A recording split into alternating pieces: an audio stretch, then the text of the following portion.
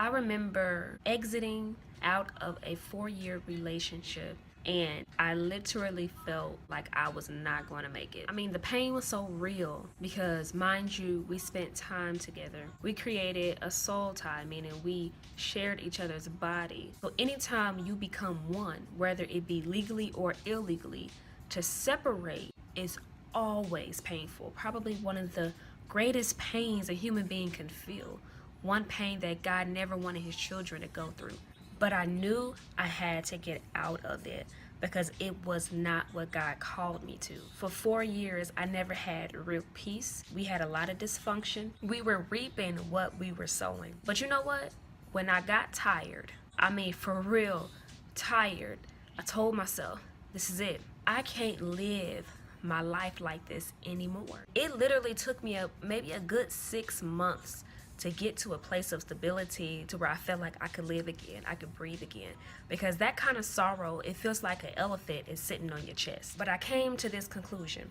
If I'ma cry, it's gonna be because I'm healing and not because I'm hurting.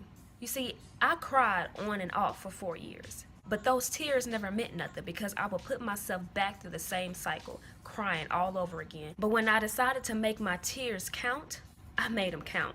It hurt like heck getting over that relationship. But when I look back at it, 4 years of crying versus 6 months of crying, which one would you take? I would rather cry because I'm going through detox, killing my flesh and denying it its selfish desires, no longer feeding it this toxic drug. I would rather cry for that than drop in tears with no progress in sight. So I say all that to say this, young woman. If you gon' cry, make your tears count.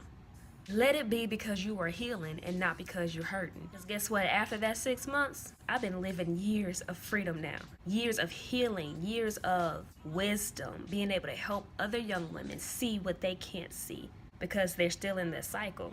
Crying tears that's drowning them and not tears that's helping them swim. Stay encouraged. Peace.